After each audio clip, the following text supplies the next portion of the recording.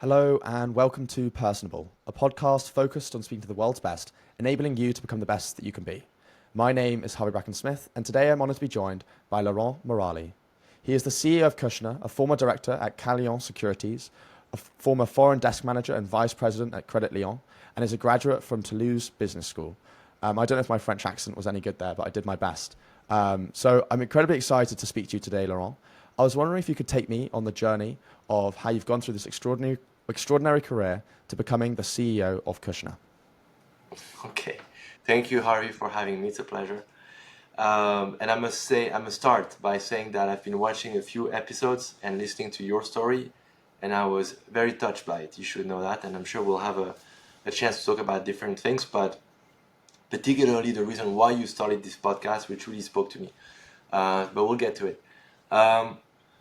So let's start the journey. So I'm from France. I grew up in Nancy, eastern part of France. I loved my youth. It was happy. It was protected. It was something that I wish every kid in the world could have, because two loving parents and a great school system and great values.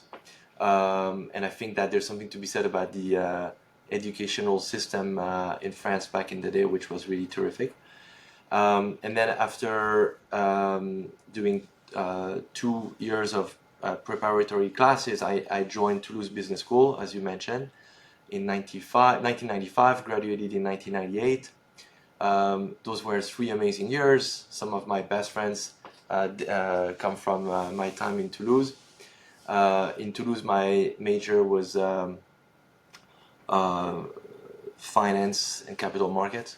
And the way I think about it is Toulouse Business School is a great school. Any good school essentially is I look at it as a passport. And then what type of visa stamps are you going to put on it these are the internships. And these are the extracurricular activities you can do. Right? With your passport, you're going to be able to go to most countries, but sometimes you're going to need a special visa to go to a specific place, a specific company you want to work with, etc. And that's where those visa stamps come into play, and that's where those extracurricular activities, such as a great internship, matters. And so I think that's a focus. That's something I would recommend to a lot of young students like yourself, is to focus on creating a great experience for you and something you can talk about for your next interview, because I think that's what will differentiate you from everyone else. So I did great internships, and after Toulouse Business School, after graduating in '98, I joined Credit Lyonnais in South Korea. So let me explain. In France, I know, in France, the military service used to be mandatory. And instead of being on a base for a year or 2 years, I forgot how long it was, you could apply for a specific program where you would work for a French company overseas. It was a program of cooperation, which was extremely attractive for me, because I said, if I can build another experience and get another visa, I guess, on my passport, let's do it. So I applied to this program, and I got this amazing opportunity at Credit Lyonnais, and they sent young French people abroad. So I ended up in South Korea. I was in Seoul, and I was in charge of what you called earlier the foreign desk, which meant that I was covering any non-Korean clients of the bank in Korea. So mostly European companies, clients of Credit Lyonnais in France, or American companies. And there's no better first work experience than to be in the front desk, front office, interacting with all these clients, with their needs, being abroad, coordinating their needs and the products we would give them with the headquarters in Paris. It was a fantastic experience. The program has changed over the years. I think it still exists. The military service is no longer mandatory in France, but I think there still is a cooperation system. But anyone who can do something like this, they should jump on it. And while I was in Asia, it was also super mind-opening, as you can imagine, coming from Europe, different culture, and I loved it. For me, what I take from my time in Korea was that I was in a country that was developed, crushing it economically, beautiful culture, beautiful history, and obviously coming from a very different place than we do in Europe, and yet they all got to the same results, right? Between the Koreans and the Japanese economies, etc. They're modernized economies, and yet they have very different population, different cultures, values, etc. And that to me was super mind-opening to see that you can get to great results using different ways, different means. And while I was in Asia, I traveled a lot. So that's a whole part that we could spend an hour talking about. And that's also the year that I got married to my wife while I was in Korea. And then after credit union in Korea, they offered me a job in Paris. And I think that's where things become very interesting. They offered me a job in Paris in what was supposed to be the project finance group of the bank. And that's exactly what I wanted to do. So I was in Korea, and they said, hey, do you want to come back to Paris? We can offer you a great job in what would you like? And I said, I like project finance. And I was so focused on that. I had heard it was the place to be in 1999, 2000. And literally I flew all the way back from Korea, and I had an interview with the head of the project finance team in Paris. And he looks at his books and he says, Morali, yeah, I don't have a budget for you. I'm sorry they didn't tell you, but I don't have anything for you. However, if you want, I know my colleagues in the real estate investment banking group are looking for young blood, and you should meet with them. So now you have to understand, this is the end of 1999, the beginning of 2000. So we are in the first tech boom, the tech bubble. And the last thing you want to do when you're 24, 25 is real estate, which for me was older people, antiquated, nothing to do with technology. But I'm here, I flew all the way back from Korea. I have a door that's opening in front of me, and I decided to go meet with the folks from the real estate investment banking group. And so I believe the following day I met with the gentleman who was in charge of the department, and the interview turned into a 2-hour long discussion with someone who became my first real mentor. It was an amazing connection, and right away I knew I wanted to work with him. He was at the end of his career, and it was a magnificent meeting, one of those that in your lifetime you probably already had or you will have, and you'll know right away, this is someone I want to spend time with. And it was one of those, and I guess I left the meeting thinking I love real estate, and I joined the group and started working the real estate investment banking group in Paris. And the bank was extremely had a very strong presence in the marketplace in Paris. We did great deals. He trusted me, he empowered me with great responsibilities from day one, interacting with clients, putting together credit memos, talking to the risk department, talking to the investment committee members. It was a fascinating experience. Those were not even 2 years, very intense. If you're interested, I can also spend time on the deals and everything we did then. And that led to 2001. 2001 was a very dynamic year. The economy was booming. And I loved what I was doing, and I loved, like I said, the person I was working with. But I kept getting calls from headhunters. And it was a time where you get a call in the morning from a headhunter. They would say, I need to see you this afternoon. You would meet with them, they would give you a crazy offer the same evening or the following day. It was very, very active job market.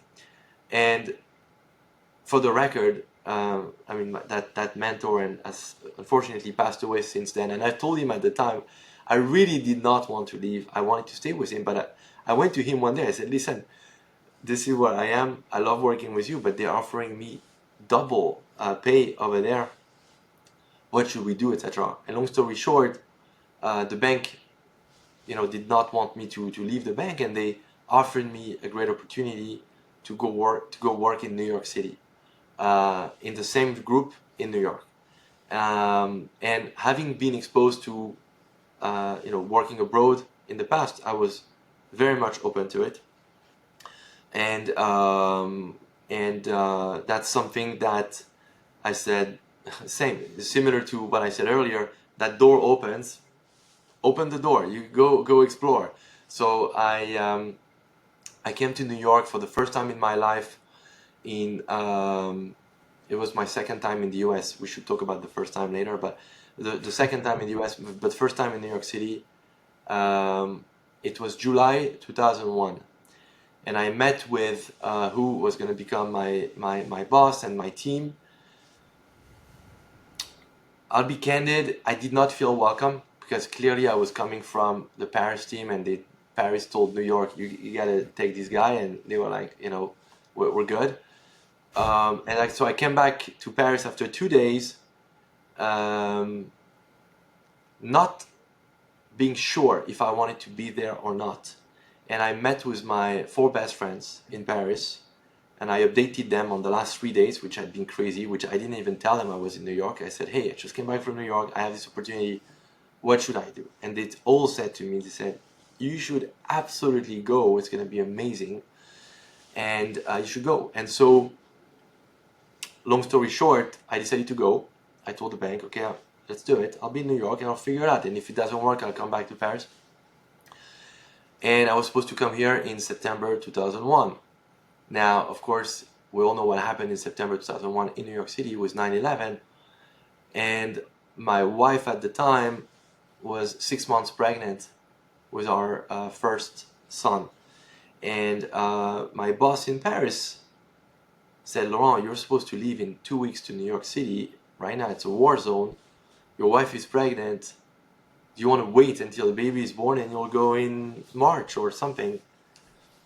And I spoke with my wife, of course, and the two of us decided, my wife's Israeli, she's very strong, I'm strong, we're determined, we knew we wanted to be in New York City, and I was not going to let a bunch of terrorists decide what we do with our life. So we said, we're going. And Wow. so I told my boss, we're definitely going. So I took one of the first flights, because the flights were shut down for a few weeks. That's amazing. You were probably not born or too young. I wasn't born, no. You weren't born. 3 years So later.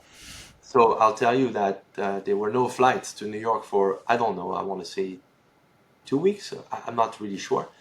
But I took one of the first flights. I flew on October the 11th, which was, in retrospect, a little crazy because people were nervous of copycat attacks on the 11th.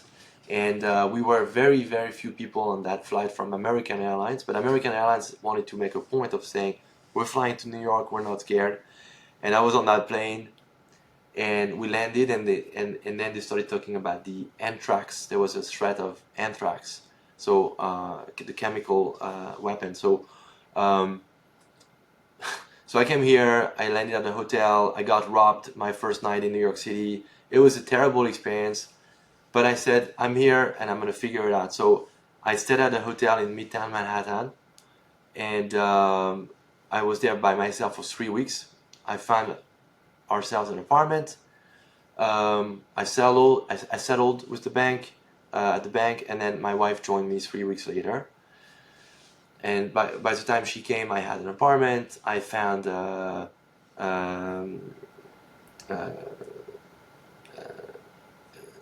gynecologist, so that she could meet with a doctor, because she was 6 months pregnant.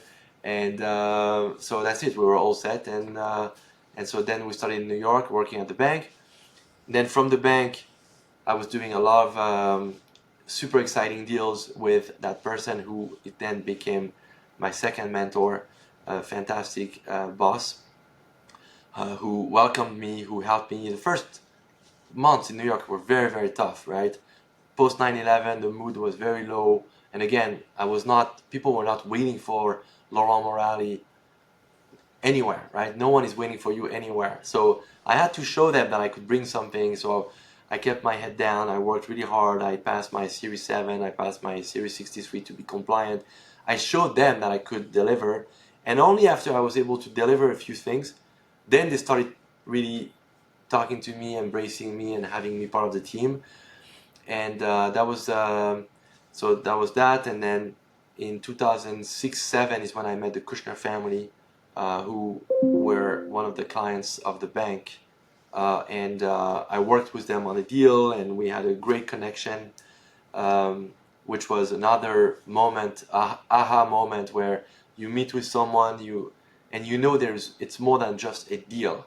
And when I met with the Kushner family, when I met with Charlie Kushner, I knew right away it was more than just a deal. I told my wife at the time, I said, it's funny, I met with these people and I can't explain what it is, but it's deeper, and we had a great connection.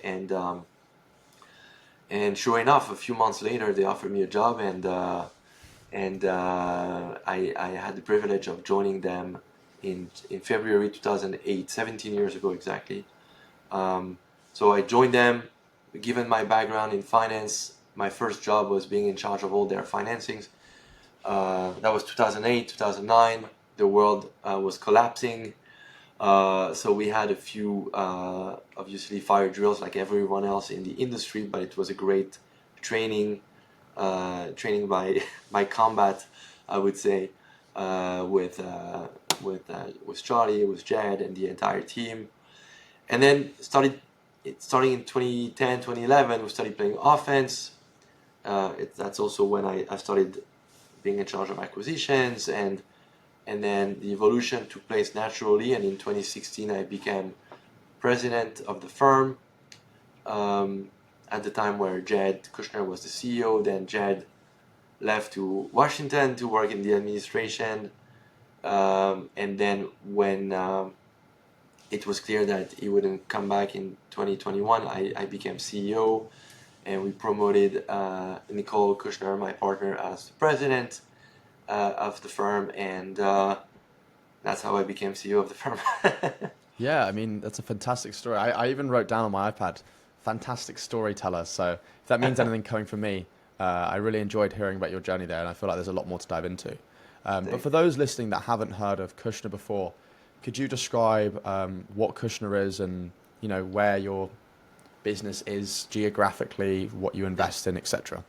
So we are a real estate investment platform headquartered in New York City. We have a portfolio consisting of 22,000 apartments that we own and manage in 14 states, spanning across all the Southeast region and the East Coast. We own our management company, so we're fully integrated. We have an investment vehicle that focuses on just this asset class, multifamily, because we know how to buy, we know how to manage, we know how to sell, how to finance, etc. We're an expert in that field. And then we have a second business, which is the development of multifamily. So I have a pipeline of 10,000 apartments, 5,000 in Florida, 5,000 in New Jersey, that we're actively building right now, or developing or building. But right now we have around 4,000 units that I'm currently building, all multifamily, and that's super exciting, fully capitalized. And I also have an investment vehicle to invest in that bucket, which is multifamily development.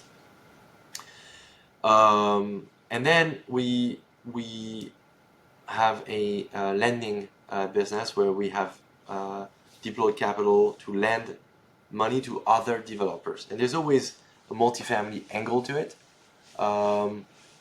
But we've also done lending in other asset classes. So I would say that between those three things I mentioned, that's 90% of our time and activity, and then the rest is being opportunistic, being headquartered in New York City, and having a great reputation. We have access to a bunch of opportunities in other asset classes. And the key, and certainly one of my roles as the CEO, is to stay very disciplined and identify what can be a distraction from a great use of our time and resources.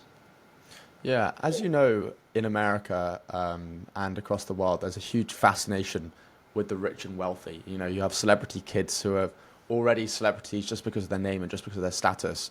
But something I found interesting when researching you was how the Kushner family wealth has increased so much even over the past few years, a lot of which will be tied to your company. And there's probably a correlation between that and when you became CEO. What has changed since you started running Kushner, both money-wise in terms of how you've been able to build it into such a large company, and on top of that, have you changed anything about the culture, or was it more about just doing more of the same thing? Okay, first, I must start by giving them credit because the Kushner family, because they are extraordinary visionaries, builders, investors, and so I wouldn't want you or any of our auditors to think or viewers rather than to think that, oh, it's great, Laurent came in and he did all of that. That's very far from the truth. I believe in the teamwork. I believe we formed a great partnership.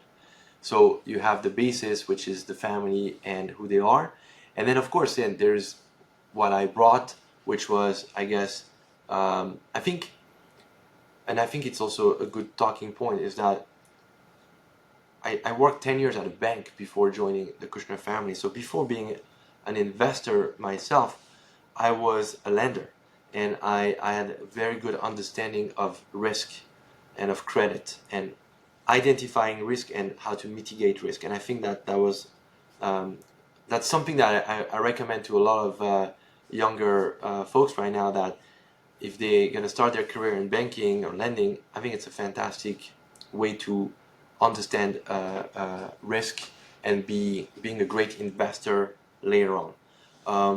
That's one thing. But I think here it was a combination again of their vision and their courage, combined with what I could bring, my understanding of risk, my understanding of capital and debt markets, which is pretty deep. I love what I do. I am just passionate about what I do. So I love engaging in discussions and learning new things. How did this group finance this acquisition? How did that group finance their growth? I love learning all of these things because you can always learn, and the risk in a career is for it to be stagnant and just like become irrelevant, because at some point the market is going to adapt to anything that's new. There's an arbitrage, and then the arbitrage is gone. So you have to keep reinventing yourself and breaking new boundaries to be relevant. So I think the key here is that I brought my credit background, I brought my institutional background, and what we did is we institutionalized the platform. So we hired a CFO who is fantastic. I should start. I'm sorry. I should rewind to a minute to say that when I joined the firm in 2008, the firm was at a very interesting time because they had just sold a very large portfolio of apartments, and they had sold their management company with it, which means that the company consisted of, I don't know, less than 25 people. We were very, very, very tiny. We had a big portfolio, but a very small team. And one of the things we did is, as we grew the company again in 2010 and 11, we also improved the quality of the people who were working with us. So we hired a terrific CFO, institutional CFO. We hired a terrific in-house counsel, and then I grew the investment team. I want to be careful about what I'm going to say because otherwise I'm going to receive 500 applications after this, but which is fine.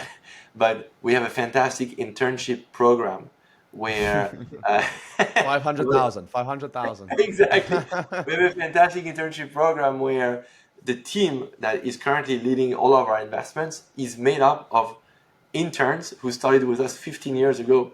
and then 14 and 10 years and 8 years ago, and they've grown with us. It's a fantastic thing.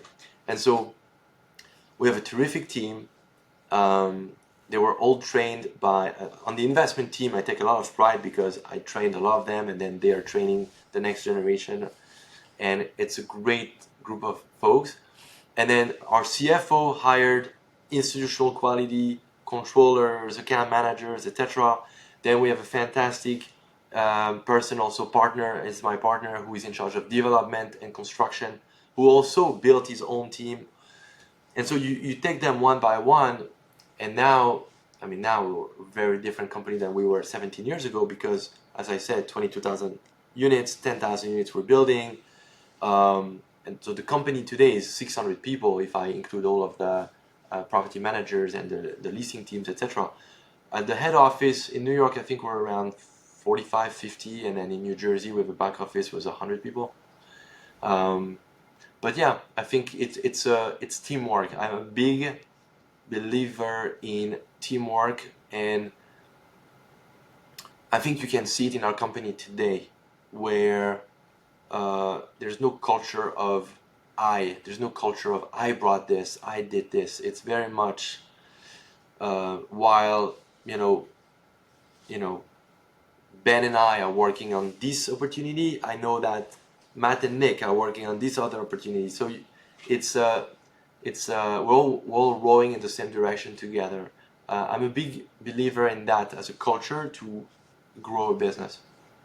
I want to ask a more multifaceted question, sort of looking at a few different areas, sort of like with three main parts. One, of how your KPIs, your key performance indicators, have changed over time. Secondly, is this an industry in which it's a sort of all boats rising up, as the market's good, you and your competitors doing well, or are you sort of against one another? And the third part to that, which you touched on before, with regard to, taking risk and your experience working in the bank, is how do you go about managing risk with leverage and try and get as much bang for your buck whilst also keeping the company afloat and doing well? Okay. Okay, so KPI, let's start with KPI. I mentioned a bit some of that, right? That when I joined the company, they had just sold a big portfolio of 16,000 apartments for $2 billion, massive success. So when I joined the company, I think the company owned, I don't know, they must have been left at the time with a couple thousand units, 3,000 units, a couple office buildings, and like I said, probably less than 30 people. So over the last 17 years, there's been different cycles, right? So I can tell you that if you want to look at the number of units has grown tremendously between 2011 and 2000, I would say 2021. We bought, I want to say, I should know this by heart, but I don't look at it this way because I look at it venture by venture, but it's a good question you're asking me. But I know it's north of 25,000 apartments that we bought. I think actually, now I think I know, it's around 40,000 units. Can you imagine 40,000 apartments that we bought? Now, I told you today I have 22, which means I've sold apartments, right? So part of the business is of being a good investor is to know when to buy, but it's also to know when to sell. So we bought a lot between 11, 19, 20, 21. 2021, we sold a bunch because the market was extremely hot. And between 2020, 2021, I think we sold something like 12,000 apartments. So net today we're at 22,000. But if I may, I don't really look at it this way. Remember that, so maybe I did not explain this properly, but my mandate as the CEO of this firm is to invest the Kushner family's money into real estate. And then, so the mandate is to grow the net worth and the value of their investments, right? That's what we're supposed to do. So that's what I like to look at, is more, I look at my track record and I look at the performance of each and every investment that we made. And what I know is that if I look at the track record of the last 15 years, I did it recently in connection with the vehicle we raised, we saw that we delivered a 19% net IRR and a 3x to our investors on average. So that to me is more telling than the number of apartments we own, which we could own with too much leverage, or so that wouldn't mean much. But I think we've been an efficient investor, and that's what I'm really happy and proud of. The second question on the boats, do all boats raise at the same time? And it's very interesting. I would say the answer is yes. When you have a good market, everybody's going to look good. So anyone who bought multifamily or real estate in 2011, 12, 13, if they lost money, they should just do something else, because there's no way you would have lost money if you bought anything in 2011, 12, 13, because we were after the great financial crisis and everything went up and up and up. So it made everyone look smart. But I think the differentiator here is going to be who has the best operations team, and instead of delivering a 5% rent growth, can you deliver an 8% rent growth? Or if you are in a weaker environment, call it in 2016, 17, and if everybody is starting to get either negative rent growth or 0% rent growth, can you deliver 2% rent growth, right? So how do you create that? What's your alpha, right? So my alpha, the differentiator, is an amazing operations team. And I think also the way we capitalize our deals, which I think is a good segue to the last question on risks and leverage. That's probably my favorite part, by the way, because coming from the banking world, I'll tell you a funny story. I remember when I was at the business school, you have to understand, my dad is a doctor and my mom, she was a piano teacher. So I had zero notion of business, to be very blunt. Zero. I mean, I knew I was interested in the world of business and finance, but I didn't grow up in a culture of business or running a business.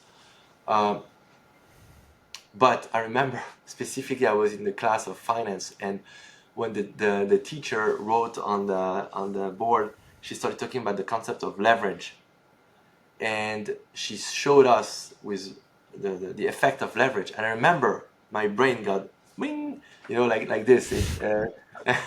It lit up. Moment. Oh my god! And I was like, this is what I want to do when I grow up. And real estate for this is perfect, because it's an amazing asset class when it comes to leverage. So if you understand capital, debt markets, you understand risk, I would argue you can do a lot of damage here, because give me any type of real estate, and I think I'll come up with a very, very efficient way of capitalizing it. And I think the track record speaks for itself. I think we've done really, really well. I think also people in general have an understanding of leverage, as especially I'm talking to a fellow European here, but in Europe, I would say leverage is viewed as bad. Oh, you have debt, it's bad. I think that in the US, in the American culture of doing business, leverage is a tool that is paramount, very important, and very central to the growth of anything that is really big today, right? And it's just like two different cultures. It's fascinating, right? In France, where I grew up, if you have a mortgage on your apartment, you take pride in getting rid of your mortgage as soon as possible. Whereas in the US, I see people with interest-only loans or even like negative amortization for 10 years. So it's two different cultures. But the point I'm trying to make is that people have this preconceived idea that too much leverage is bad. And I say, okay, hold on, too much leverage can be bad, but I think it's case by case.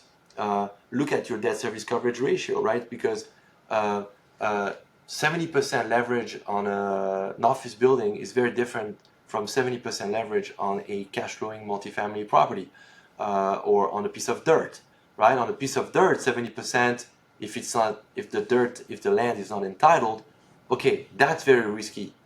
An office building where you have 20 tenants, including 3 big tenants, and you're levered at 70%, you lose one of those big tenants, that can be really bad. But if you're in multifamily and I have an apartment complex with 1,000 units in it, and my occupancy drops from 96% to 90%, well, it just means you need to replace the property managers because they're not doing a good job. But you're not going to fall behind and you're not going to have a problem here. So that's why I think there is leverage and leverage. That to me is very important. And leverage, when it's well done, is a beautiful thing. I want to ask a slightly trickier question. Okay. So something that the general population are increasingly intrigued about, and as something I'm always fascinated by, is this idea of conspiracy theories. So they seem to think that the rich and powerful control the world and get in a little room and decide X, Y, Z what it's going to do. But there is some data on the fact that there is a shortage of homes in the US and a large part throughout the world. And it's often tied, I feel like BlackRock usually gets the bad end of the stick. And they feel that, you know, BlackRock's buying all these houses, blah, blah, blah, blah, so the average family can't afford their home. What's your take on that whole situation, which the average person thinks these corporations are buying up all these homes, leading to these shortages? You know, what's your take from an ethical point of view, from a business point of view, as someone that's actually in the business and knows much more about it than the average person? Okay, so there's at least 2 aspects to your question, I think. The first aspect is that particular business you're talking about, consisting for these large private equity groups who are buying single family homes and renting them, and they buy them by the thousands and rent them, etc. We are not in this business. I find it interesting on paper, but operationally it's not something I want to be involved with. I respect it, it's just not what I want to do. From an ethical standpoint, I don't believe that them buying the home means that it's going to become unaffordable for a regular family. It just means it's a different owner. So instead of renting the house from a mom and pop, you're gonna rent it from one of the firms you mentioned earlier. I don't think that makes a difference. And by the way, what do these firms want? They want to lease them up, and when they do it, it's again, I have nothing to do with it, so I'm not taking sides. But I think it's important also to rationalize things. You know, these people, they're not looking to take people out of their homes, but they're investors. So clearly, they want they're expecting the value of their homes to go up as rents go up. I think that it's very important to mention that why are rents generally going up in America? Let's start right here. It's because there is a housing shortage. That's the problem. So the problem is not that BlackRock and company buys those homes. The problem is that the local jurisdictions and governments are not issuing enough permits to build homes. Which brings me to the second part of my answer, which is we are a developer of multifamily, and a lot of the multifamily we build is in the state of New Jersey. New Jersey is known to be extremely difficult to build in because it's very difficult to get a permit, to get an entitlement, because the towns are very protective. They don't want to have, you know, if you think about it, so it's going to be the other. I'm going to flip the coin on your question, in the sense that if you are a homeowner in a town and your kids go to a grade school, etc., you don't want your town to allow guys like us to build 200 rental apartments next to you, which in their mind is going to, may affect the value of their house. It's going to overcrowd the school. The police department, the fire department may push back, saying, hey, I don't have enough means to support a greater community. So I come I actually am the one who is going to the towns and saying, guys, you need to build. First of all, they have to do it by law. They have to do it by law. They have to build affordable housing. So I happen to be the one. It's actually not me. It's my partner Michael, who's in charge of development. But we as a company, we're the ones going to the towns and saying, hey, let us meet the needs you have to build affordable housing. And you have a need in your, so it's town by town. So you, in this town, you need to build 100 apartments of affordable housing or 200 units. But in exchange for this, you're going to give me the right to build 300 apartments, 400 apartments of that are free market. So typically it's like going to be, it's going to be a 90-10 or 80-20 split. So our company will develop 500 units, and of the 500 units, 10 to 20% of that will be affordable with a capital A, meaning I will make them available only to people who check certain criteria. So, right, it's interesting. So I'm almost like debunking the myth we started with, in the sense that we as developers, we want to build.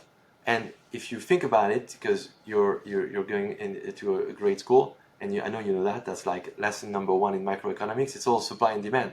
So the more we build, the more supply there is, so it should actually alleviate the pressure. The problem is the population is growing faster than they're issuing permits to build homes, and that's why there's a constant imbalance between supply and demand.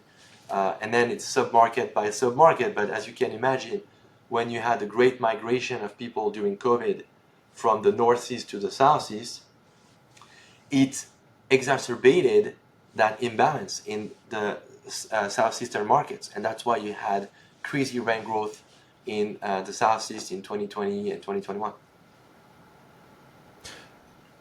Donald Trump has talked about making a storage of cryptocurrencies within the US, particularly on Bitcoin. And I can recall in 2021 to 2022, just as you were talking about with the housing markets, there were some incredibly high valuations for Bitcoin, cryptocurrency-based companies, metaverse-based companies, and then a bit of bubble, some of them crashed. But now crypto and Bitcoin is starting to come back up. Yeah. One of the benefits of Bitcoin is this effect in which, if I give you a Bitcoin, that's public on the web, and everyone can see the trades, everyone can see which wallets hold which cryptocurrencies, etc. And so they've talked about the tokenization in which they can show, perhaps using cryptocurrency, they can show that, if Laurent buys a house, he owns this token for the house, etc. What role do you see Bitcoin and tokenization play in the future of real estate? So I may disappoint you because I'm not going to go into it and tell you, oh my God, I'm so passionate about this. but because I'll tell you what I'm passionate about, and then you'll understand why I'm not so passionate about this, if I may. What I'm passionate about is great investments. What I'm passionate about is value. Okay, I read a book 20 years ago that's really helped me shape the way I think about investing, and it's a book by Siegel, the professor at Wharton, who talks about, I think it's called investment for the future or something like this. We have to find the name, and maybe we'll reference it, because I recommend anyone who's listening to this to read this. All my kids have read it. And basically it talks about value, and it talks about the growth trap. So basically it shows you a graph. The book starts with a story. You're in 1957, okay? And Harvey, you know what happens the next 50 years. Computerization, internet, and everything. And I give you the choice. I'm going to give you, here's $1,000. And you can either invest $1,000 in the stock of IBM or the stock of Staten Oil Company, okay? And what do you do? I'm not going to challenge you because you're the one asking me questions. But most people fall in the trap and say, of course I'm going to buy IBM. And it shows you, the book shows you that over the next 50 years, you should have bought the oil company, because that oil company got absorbed by another oil company, etc., and became ExxonMobil, okay? And if you reinvested all the dividends from 1957 until 2007, so maybe the stock went up like this. I'm going to do it like that. There you go. Yeah. And IBM stock went up like this. But once you reinvest all the dividends, you're really here, okay? And the growth trap was to go, of course, it's technology. Of course, I'm going to go into IBM. So fast forward 60, 70 years. Bitcoin, I find it interesting. I'm not an investor in Bitcoin. My kids are, because they won't listen to their dad. It's okay. They'll learn at some point. But When they're on their yachts, we'll see who'll be giving who advice. Correct. But what I was gonna say though is the tokenization of real estate. I don't know. I mean, if someone wants to have fun with it, God bless them. But my buildings are our buildings. We own them. I'm not looking to tokenize them. They're real. Maybe I'll securitize them. Maybe I'll sell them to you if you want to tokenize them. But that's what I'm seeing. I found the book you're talking about. It's called The Future for Investors by Jeremy Siegel. So if anyone wants to check that out, that's the name. Thank you. Great book.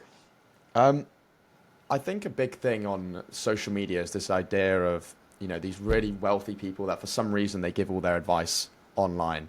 I would be, particularly unsure about trusting all the advice you hear on social media, but something people talk about is, I own 400x apartments, or I own 200 or 300, and I got a load of debt and I did really well, and then I went boom and then I went bust. But it kind of seems stupid that this idea of going bankrupt so easily is so normalized by these figures on social media. Could you talk to me a bit about what it takes to be successful in the real estate business? Is it about being a genius and working 10 years in a bank and coming up with all these ideas? And then also on the flip side, what you think puts people out of business, and the common pitfalls of people, both in terms of managing homes and also in developing them, that make them not as successful as you at Kushner? Okay, lots of questions in one here, but I would say, look, like anything else, let's be smart, and whenever you, I don't know, anyone who is on social media telling you how great they're doing with 300 homes and doing this and doing that and do like me, it's like, why? Okay, I mean, it's a free country. You can do it. You can spend your time doing it, and you can spend your time watching them, because sometimes it can be fun and entertaining. But I tend to stay away from that. I'm not impressed by any of this. I think I'm more impressed by hard work, results. Really, it's more the humility school of business as opposed to the bragging school of business. So I think results speak for themselves. So I don't think there's any point of talking about everything that this guy or that I own, or that my company owns, etc. We could talk about it because it could be interesting, and talk about why did you buy this property and why did you buy this property and how do you capitalize it, etc. But to say this is what I'm worth, etc., I think it's a different mindset. And when I look back, how did I go from step 1 to step 2 to step 3 to step 4?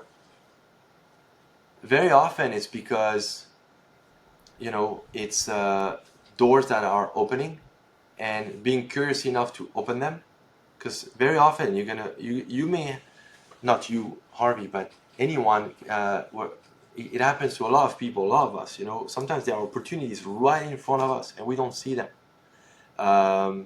So I would encourage anyone to entertain any discussion they can have with a friend, with their colleagues, their partners, etc. Because you're always going to learn something about a new trend in the business, and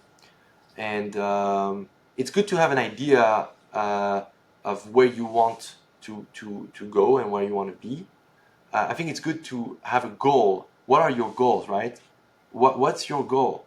Because sometimes, and to not be mistaken with the goals, right?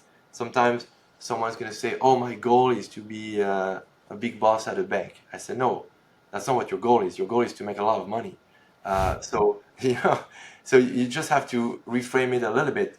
Um, I mean, if your goal is to be a big boss at the bank, God bless you. But It's my for the point is, LinkedIn profile. exactly. So, but exactly. But I think that's not anyone's goal. I can't imagine. Your goal is to be happy in life, and have a great situation, etc. So then the question is going to be how you get there. How do you get there, right? So I believe you get there by being surrounded by the right people. To me, that's a big portion of it. Um, you're going to go to great schools, do great internships. That's probably very important, as we talked about at the beginning. But the third component is, who are you surrounded with in your personal life and at work? Are you with people who are bringing you up and constantly challenging and expanding your horizons and teaching you new things, whether they're older or younger? And that's great. Or are you in a job where you're just like a slave and you're not happy and you're miserable, and it's okay to for in the early years maybe you can invest some of your time and energy working really hard in a tough position, but it's always with a purpose. Okay, you're not going to do this for your entire life. So where are you going? Where are you headed? And then when you're going to pick that next shop, is make sure that you like the people you're going to be with and you're inspired by the people you're going to be with. And that way, when you get to the office, when I go to the office, I'm excited. A lot of my friends, they go to the office, they're not excited. I go to the office, I'm pumped. I go there, I see this guy, and we start talking about our lives, about business. It's a fun, great environment. But that's paramount to being successful. To being successful. Could you talk about the scope of real estate moving forward? Like, what sort of trends are you betting on? How do you remain profitable during future downturns? And what's your biggest concern for real estate over the next decade? Okay. Um, I think that the trend. Look, we spoke about the housing shortage. It's still here. The U.S. has a growing population, so I suspect that it's going to be here for years to come, which means that we are in the right business of providing apartments. Um, so that's good. I would say that one thing to watch is interest rates. Interest rates is a very important component. Today, if you borrow money to buy real estate, it's going to be around 6%. And it seems very difficult to make a deal happen with a 6% interest rate. But I will remind everyone that if you go back 20 years, when I started in the business 25 years ago, interest rates were at 6, 7, 8%, and people were doing deals left and right. The reason why it feels difficult today is because interest rates went from 2 to 3% to 6% in a very short period of time. And values have not adjusted at the same time. So that's why it seems very difficult. But so I think people have to, it's going to take a little bit of time for the market to adjust to this. It's going to take also a little bit of time for people to understand that inflation is here to stay. And that's also why interest rates are where they are, because there's so much money in the system. That's why interest rates are where they are, right? And again, that's a positive for the multifamily business. As long as you fix your debt and you fix your costs and your revenues go up, that you're in the right place. And to remain profitable, I would say that what we do on a regular basis. So the same way there is, you've heard of Doge with Elon Musk. We created something similar at our company called DOKE, Department of Kushner Efficiencies. And so we have a committee. We have a committee of people who is focused on looking through our entire company and identifying inefficiencies and fixing them. It's That's fascinating. hilarious. Yeah, yeah. So it's hilarious until they came a couple days ago with their first set of recommendations, and then you're like, oh my god, that's actually really good. It's a great exercise because it's not easy. You have to be very honest with yourself and okay, do I really need this feature in our business or this group of I don't want to say too much because I don't want to freak out anyone, but anyway, it forces you to do a lot of introspection and make sure you stay on your toes. I think what's interesting about what's going on with Doge, so I mentioned at the start, I'm from this little island called Jersey in France, population of 100,000, roughly 45 square miles. And sort of growing up, there is that thing that as a child, you're sort of with the fairies a bit and you can dream and, you're not as conscious. But then as you get older, you start to understand the real world a bit more and your consciousness develops as well as your intelligence. But I remember saying to my mum when I was only like 8 years old, I just couldn't understand why the government was so inefficient. And this wasn't like me being some genius like what, Elon Musk is trying to do with Doge. But I just couldn't understand why businesses, they're trying to cut costs and maximize profits, why governments wouldn't do the same. If you could cut costs, make the government as efficient as possible, you could actually invest in all the new projects that you want to work on. But it now seems like this revolutionary thing that the US are doing with Right, Doge. Whereas right. to 8-year-old me, it just seemed like common sense.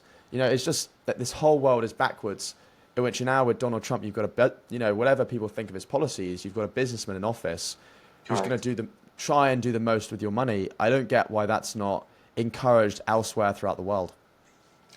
Well, I mean, look, I agree 100% with you. I think that if you think about the role of a government, um, what is the role of a government, right? So there's many aspects that a government is responsible for protecting the civilians, and there are things that they're supposed to do that may not be that we should not think as is it profitable, is it not profitable? For instance, having an army, is it profitable having my army of any country stationed in this area, this area, this area? It's certainly not profitable, but it ensures the safety of the citizens living in that area. So, or having a social security or a good assisted medical system, like look what they have in France. So um, you could argue then it becomes like almost like a philosophical discussion and ethical discussion.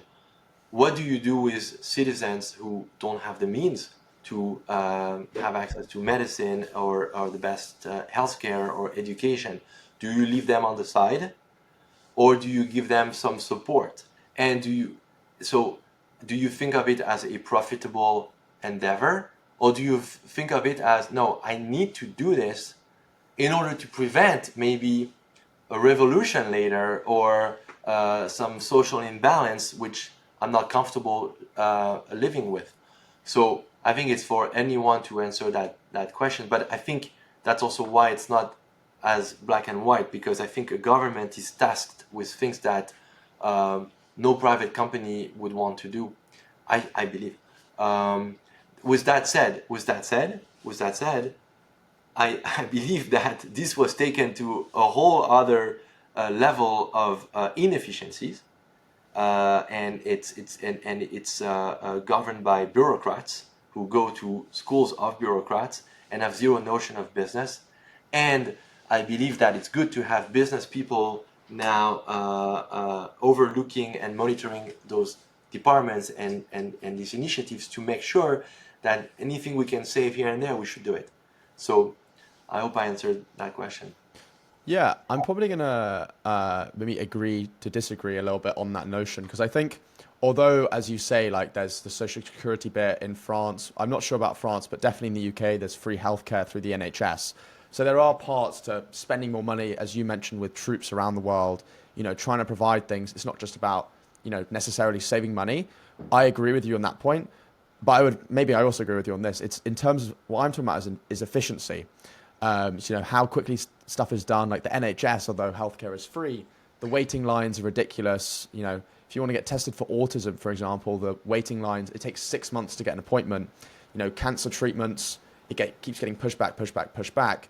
Whereas if things were made more efficient in areas like it's how it's run in a business, maybe cut staff in one area but put them into a new area, or cut funding in one area and put it into a new area. Like an example on the last point on that, an example on the island I'm from, for example, there were two governments switching over, and they thought, let's build a new hospital. So the hospital is over 40 years old, so it clearly needs a change. And the waiting lines are too long, and they wanted to build a big new hospital, and they had the financial means to do it as a government. But as the new administration came in, people kept agreeing to disagree on whether this hospital should actually exist. However, what did happen, because these policymakers felt like they needed to make something happen, they spent over $40 million on consultants, on planners, on people trying to make this thing happen that never actually occurred. And so whilst you could say that planning was necessary to actually make it come true, that hospital isn't happening at all.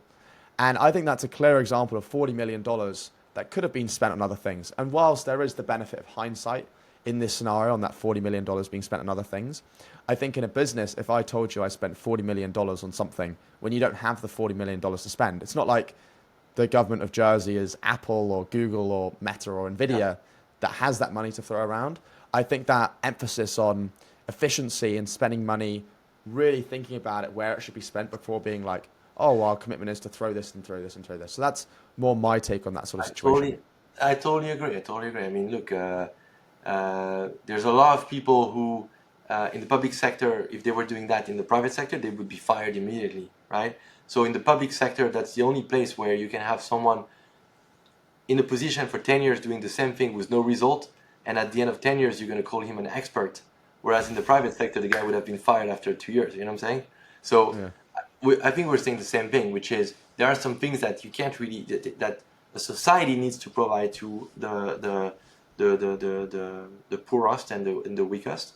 But at the same time, there's so many inefficiencies within those organizations that you need, I think, the input of the business folks. 100%. I have three final questions. Okay. The first of those being, if I was to ask someone in 100 years' time how they would describe Laurent, what would you want them to say, and how would you want to be remembered? Oh wow, that's a big question. Honestly, someone who did good for his family. Look, I feel like I feel very grateful for where I am today. And I hope that whatever I'm building will be will have a lasting impact for not only my family but also for my community. I'm very involved in the Jewish community. Israel is very close to my heart. I'm wearing the pin here for the hostages, and I'm really focused on making sure that whatever I can do to help strengthen and solidify the Jewish state, I do.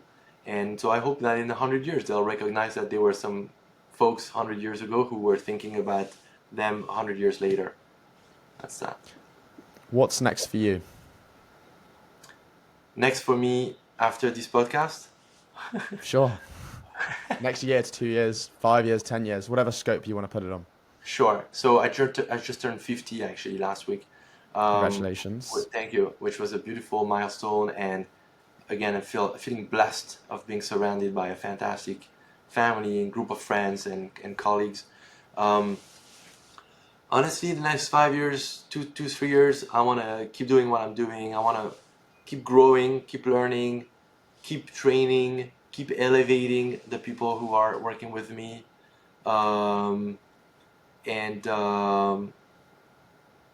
Keep growing the business and